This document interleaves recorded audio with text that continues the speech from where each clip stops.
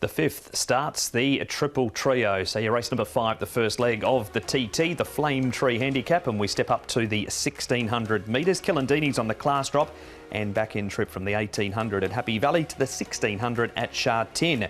Rise Brethren, he's gone the other way from 1400 up to 1600. Storm Legend's doing the same. Turin Red Sun is doing the same as well. Super Dynamite, wide draw again, off a 96 to 1/3 behind Navas 2 last start. True Legend comes to the turf for the first time this season.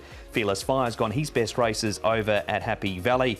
Crossford can't draw a barrier, gates 13, 12 and 11 this week. And Indigenous Realm Nick also up in trip from the 14 to the 1600 metres. Yeah, nice little race this as we take a look at the speed map. Look, not predicted to go the quickest in the world here. True Legend likes to go forward. Kilindini, they can make plenty of use of him as well. He's drawn in gate number 3.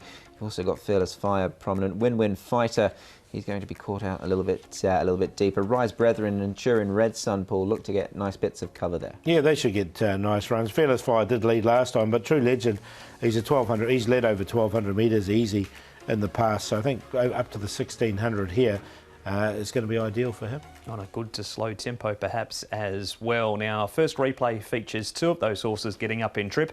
Rise Brethren, he is going to the 1600, Paul. He won over that distance at Punchestown. Had some mucus too on debut, so a good run.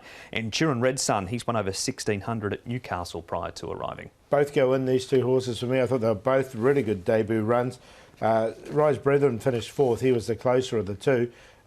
Good run. They're both here, both 4-year-olds, so they're both here for the 4-year-old series, and they want to show something here if they're going to be serious going into that series. Yeah, for sure. And just on the 4th there, Rise Brethren, obviously talking of Punchestown, that's a stiff test of a track. He actually won over a mile as a 2-year-old. So if he was doing that as a 2-year-old, he only wants more ground. So I like him getting up in trip here, Mark. And as for Turin Red Sun, well, he also a mile winner in the UK, and look, he'll certainly appreciate getting up in distance as well. All right, so good chances both of those 2. Our next replay features a couple here. Super Dynamite, Nick, big odds.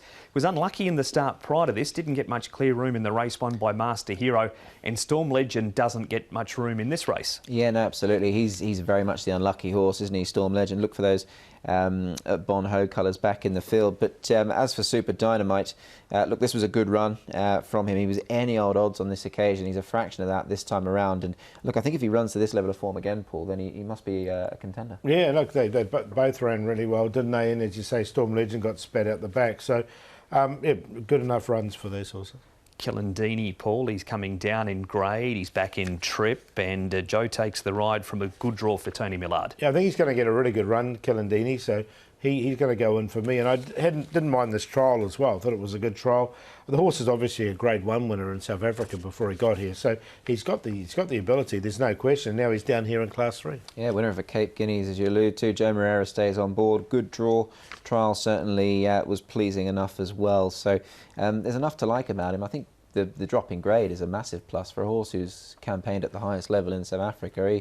He must be considered. Comes out of racing behind Far Sunny Star, Telecom Fighters at his last 3 here. Up to Chung Far Nick, and this is a True Legend. Matthew Poon for Frankie Law. Yeah, I thought he won this trial really well, actually, this fellow. He was never really headed, and he's careered away to the line to go and win it very nicely indeed. More of his recent form has been on the all-weather, Paul, but he's capable on the turf. Definitely. He's won a couple on the turf, and he's a real fighter, this horse.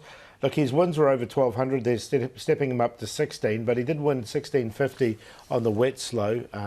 If they leave him alone in front, he's a very hard horse to get past. And you think they won't get past him? Yeah, I've got him on top. I think if he can just dictate nicely in front here, rate nicely, the horse can go on and win. So he's on top against the 3 up-and-comers. I mean, Rise Brethren only had that 1 start, went really well. Kilindini, who's downgraded, he's going to get his opportunity now, I think, in this grade. He's only had 4 starts in Hong Kong, and Turin Red Sun, so 7, 2, 1 and 4.